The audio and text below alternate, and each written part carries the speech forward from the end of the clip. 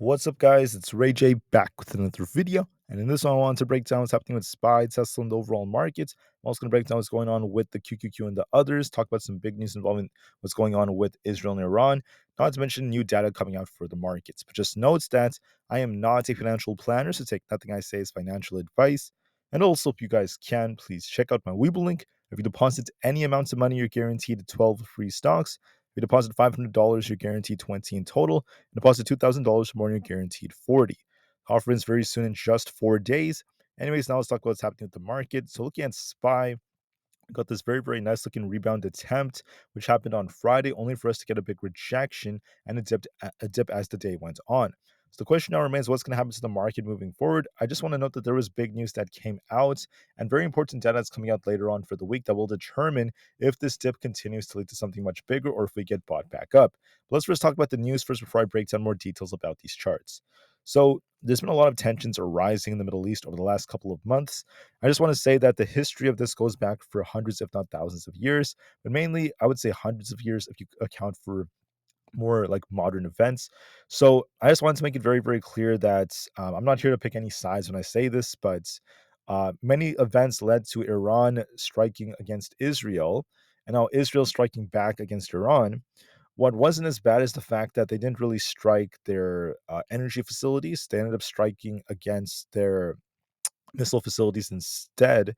So, not the best of news as tensions are rising. This could affect crude, but it wasn't necessarily affecting energy the same way as it could have. So, it kind of goes both ways.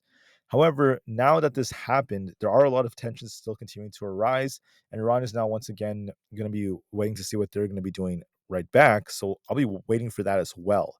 I just want to say that with this happening over the weekend, not the best of news. It might cause a little bit of fear in the markets. We might see a small dip, but fortunately, I don't think that this will lead to a big crash or anything like that for now.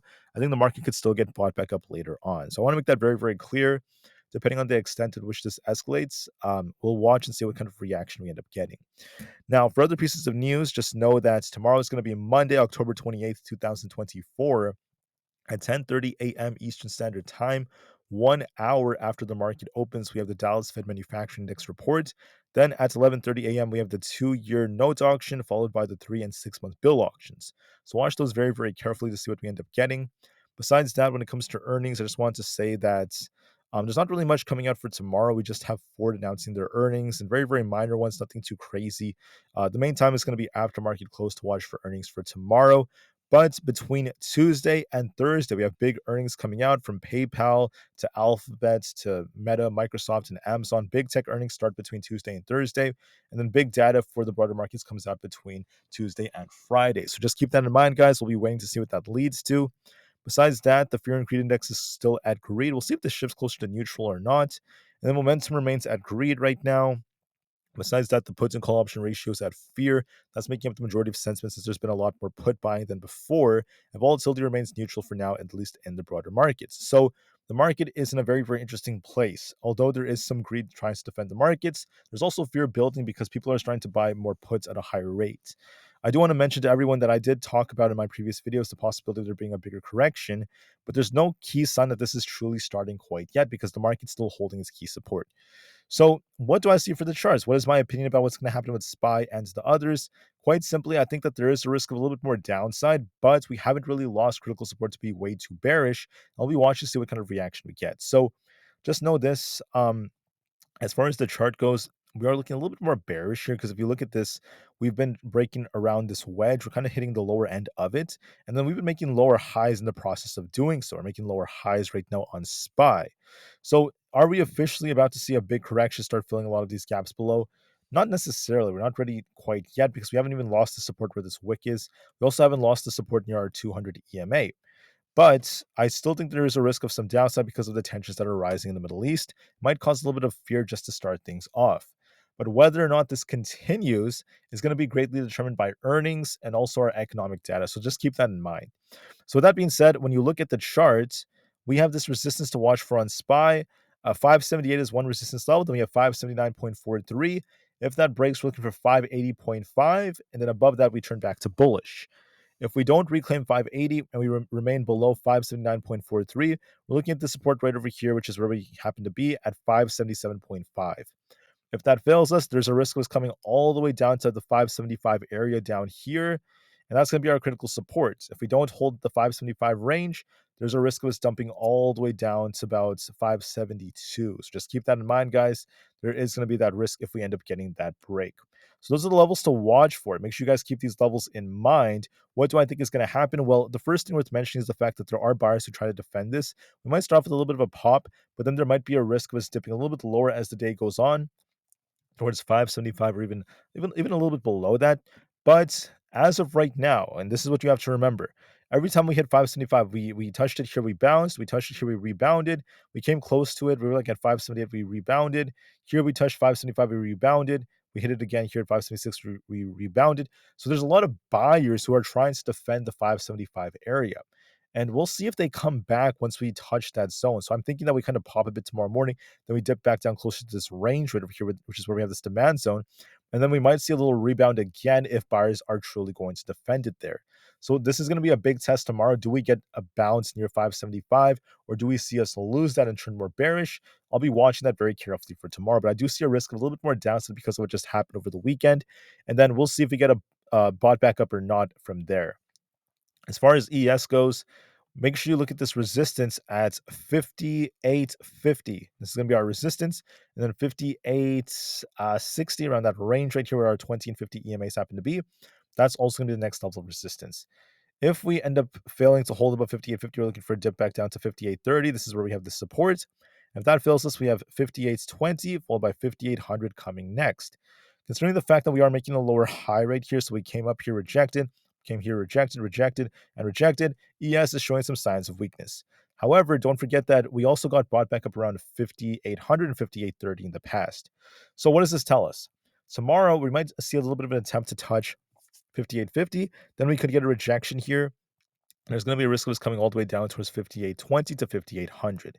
I think we might be coming down considering the fact that we are continuing to form these tops. And I think that we might see something very similar tomorrow where we continue to dip a little lower. But even if we do dip lower, do not turn into a hyper, perma bear, because we could still get bought back up at our support like we did a couple of days ago. Because there's no sign the buyers are gone quite yet. There is still some greed in the markets. The greed is still present. So we could still see some buyers try to defend us for now. If we lose 5,800, I will turn a little bit more bearish. I'd be expecting the 5780 area at least, but we haven't lost 5,800 yet to turn to bearish, so we'll just have to wait and see. Look for a dip towards 5820 to 5800, then a rebound tomorrow. That's the most likely case. But if we lose 5,800, I will turn a little bit more bearish, so we'll see if that ends up being the case. Nvidia is showing some weakness, so notice that every time we've hit above 140 historically, we do reject on Nvidia. We hit 144, came back down, hit 144 again, came back down. We're looking at support right over here. Let me just show you this at this 140 area. If we lose 140, we're looking for a dip back down to the 138. If we hold above it, we're basically looking for 142. My gut tells me this might attempt to rebound temporarily to the 142s, consolidate a bit, but then if 140 fails us, we're looking for a dip back down to 138. I think that Nvidia is going to be testing its 20 EMA. We'll see if that holds or not at 140. That's our main support. The 20 EMA is right over there. Look for a rebound and a dip back down to 140. We'll see if that fails us for a little bit of a dip, and we'll see if buyers defend us later on, but there is a risk of it dipping a little bit lower as we're getting these rejections. So look for a pop and drop. If 140 does not hold us, we could dip a little bit lower to 138, and we'll see if we get a bounce or not. But that's what I'm basically going to be looking out for, at least as time goes on. For other factors out there, we have Bitcoin. Bitcoin's been pumping very nicely. We have this resistance to watch for around the 68,000 area. We'll see if we get a rejection or not. And we have support around 67,260. Look for a push for 68,000. We'll see if we get a rejection and dip back down towards 67,500. So watch and see if that ends up being the case. We could pop and drop, so give this the time it needs, and we'll see how Bitcoin ends up doing. But for now, I think that Bitcoin may attempt to push close to 68,000 and start dipping back down to 67,260 as the most likely case. We'll see what the reaction is after that. Now, Tesla's doing a good job. It's very bullish overall, but I think there might be a tough resistance around 270. If 270 breaks, we're going up to 278, and then we could be, heading for, much higher levels after that. But if we don't break 270 immediately, we might be dipping back down towards 265, then 263. My gut is telling me this, okay? Tesla might attempt to basically fight at these key levels. But despite that potentially happening, I think that 270 is going to be a little bit tough. And there's going to be a risk of us coming back down towards 262. So I think we might dip to 262, maybe a little bit lower before we see some buyers try to defend it again. So look for a small pullback on Tesla. We'll see if we get a bounce. Tesla is still bullish, guys, so don't turn too bearish, even if we do dip a little bit. I do anticipate there might be a small pullback, but then there could be buyers defending it still. So keep that in mind. Make sure you watch the levels I called out. For NQ, we look a little bit more bearish. We have resistance at 20,500. Our support's at 20,400. My gut tells me we might be dipping towards 20,415. And we'll see if we get a bounce or not. I think we might be coming back down there. If that fails us, we're dipping all the way down to 20,200. So look for a dip to 20,400. We'll see if we rebound or not. We'll look for more downside and we'll see what the reaction happens to be from there. For the QQQ, we have resistance around 496 and then 500 above that. Our support to watch for is at 493.6, followed by 492. My gut tells me we're going to be dipping all the way down to about 492 on the QQQ, and we'll see if buyers defend us or not around there. If they don't, we could be dipping all the way down towards 488 all over again. But even if we do dip down to like 488 or so, we did get bought up here in the past. So I'm going to be looking for a little bit of a dip to 492 or a little bit below that before we see some buyers come back as the most likely case. If we hold 493.6, though, there could be an attempt to rebound immediately, but I don't really favor that. I think that we might kind of pop a bit and start dipping a little bit lower before we see some buyers defend, looking at how we looked on Friday and also based off what's happening over the weekend. For Aapl, we look a little bit weaker here. We're actually below our key EMAs. So what could happen to Aapl is we dip a little bit, but we make a higher low before we get a bounce. So this still looks like it could rebound, but there might be a dip first. So look at one very, very important resistance at 231.8. If we hold above that, we could rebound. If not, we're going to be dipping. My gut tells me it's going to be dipping closer to about the 229 area. And then it might make a higher low there and get a bounce, once again, trying to rebound. But I think that there's going to be a risk of us dipping to about 229. We'll see buyers defend. So watch and see if that ends up being the case. For other factors out there, we also have Netflix. Netflix is going to be dipping to about 752. Keep that level in mind. If it does not hold, we're going all the way down to about 745. So I think we're going to be dipping all the way down to the lower 750s before we see an attempt to rebound. But look for a little bit more downside, at least as time goes on. For other factors out there, we have CELH or Celsius. Look a little bit more bearish. We need to hold above 32 to turn back up. Otherwise, there's a risk of us coming back down towards the 30 area. So I think 30 is going to be tested, and we'll see what kind of reaction we get from there. For Palantir, we look more bullish. We're actually holding it very, very well. However, we have a tough resistance at 45 to be watching for. We might dip here, retest 44, the low 44s before we see some more buyers step in. But nonetheless, it still looks very bullish from a technical standpoint. For Supermicro, we're looking for a dip back down to about 46.6, if not 45, before we see some buyers defend it. I say that because we're making lower highs right over here. So look for a small dip to 46 to 45 before we see some buyers defend it. So give it the time that it needs. For Rivian's attempting to rebound. If we hold above 10.4, we're looking for a push back up closer to 11. If we end up losing 10.34, we're looking for a dip back down. Overall, we have a nice accumulation. This is favoring a little bit more upside for about 11. So watch to see if that ends up being the case. For SoFi, we're holding support very nicely. There might be a little bit of a dip back down to about 10.66 before we see a big bounce. But if we hold above 11, we're looking for a continuation higher. The chart looks more bullish, but there might be a small dip to about 10.6 before we see some buyers defend it. So keep that in mind. For the IWM Russell 2000, a little bit more bearish. It depends if we could hold above 218 or not. We have 218 as our main support. If 218 fails us, we're going to be dipping back down to this imbalance, taking us down to about 216. So 216 could be coming maybe a little bit lower before buyers defend it and try to push it back up. So there might be a small dip on the IWM, so keep that in mind. For AMD, we pushed our 50 EMA only to reject back down. Look at 155 as our support. If that fails us, we're dipping back down towards 153. If we hold above 158, we're going to be turning back up, but I think that this is favoring 155 and 153 as our supports. We'll see what kind of reaction we get from here. I also want to mention that we have this gap to fill all the way down here. I think we might be dipping to 155 then 153, and we'll see what kind of reaction we get. For ARM is making lower highs right here. We have basically 142.7 as our main support. If that fails us, we're looking for a dip back down towards 141, not to mention 140. So we might be dipping to 141 to 140 before we attempt to rebound. Look and see if we end up getting a bit of a dip. So watch 142.74 as our support, then 141, and we'll see if we get a rebound after that or not. But just know that there's going to be a risk of us dipping a little bit lower and give this the time that it needs. For Coinbase is making lower highs right here. It came up here, it came down, made a lower high. So I think Coinbase is going to be easily dipping back down to 199 before we see some buyers attempt to defend it. It might be dipping with Bitcoins. Look for 199.5 as our potential target before we see some buyers attempt to defend it. But if 199.5 fails us, we're going to be dipping all the way down to about 194. So look for 195, 199, and 194 as our supports. I think we dip a little bit on coin before we attempt to rebound.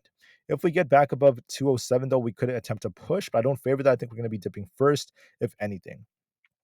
For Amazon's making lower highs here. So it came up here, popped and dropped, popped and dropped, popped, and now it's dropping. So we're going to be looking for 187 to be tested. If 187 fails us, I see this gap down here to fill, and the 186s. Even if we do dip a bit, just know that Amazon's very range bound around 185. It likes to get bought back up. So it could dip a bit towards this gap before we see some buyers defend it. So give it the time it needs. Meta's also doing the same thing. We kind of popped and rejected, popped and rejected, popped and rejected, popped and rejected. So it could be coming down to fill this gap towards one very important support at 568. So I think we might be dipping on Meta to about 568 before it sees some buyers defend it. But if you look at the structure, it does look a little bit more bearish for now. So look for a small dip to 568 before we see anything else. If that fails us, we're looking for 565 and 560. So look for some downside on Meta before we attempt to rebound. For Microsoft, we're making lower highs here. We popped here, came down, popped here, came down. We're looking for 425 as our support. We'll see if we bounce off that or not, but look for a small dip, if anything. Google's been pushing. It's actually holding up quite well. As long as you don't lose 165, you remain decent. So it's good to try to push a little bit higher for 168, maybe a little bit above that, and we'll see if we break this or not. So look for a little bit of a push, and we'll see how things end up going. For DJT is once again holding the support very, very well. It could be pushing for 40 plus. We'll see if this breaks or not. As of right now, it looks a little bit more bullish, so give this more time. The VIX is also trying to break out right here. This is still looking bullish to me. This could signify the market has a little bit more downside coming, but it does not guarantee it's going to last forever because don't forget there are still buyers present as of right now. The 10-year is pushing right now. This is because of what we're seeing from the bonds markets. It has to do with the election. I'm not going to get too political with this. But the election is pricing in something that's causing this to go up. I'll talk more about that in a later video. That's once again, it's going to lead to a big reaction after election day, so we'll have to wait for that. The dollar looks a little bit more bullish. This tends to be a bearish signal for the markets. We're not ready yet because the dollar hasn't been affecting the market as much. But in the future, it could signify there's going to be a much deeper correction. But we're just waiting to see as the dollar looks bullish. This tends to be bearish for the markets. So my gut feeling is there's some downside coming. There might be a little bit more downside, guys, and we'll see if buyers come back to defend. So be very open-minded for that. All right. So that being said, I want to thank you all so much for listening. I hope you guys have an absolutely spectacular rest of your day. Enjoy the rest of Sunday, watch some football, and enjoy time with family and life. I will be back tomorrow before the market opens to give you guys even more updates on what I think is going to pan out. Until then, I just want to say I really appreciate you guys so much for listening. Enjoy your weekend, and peace out.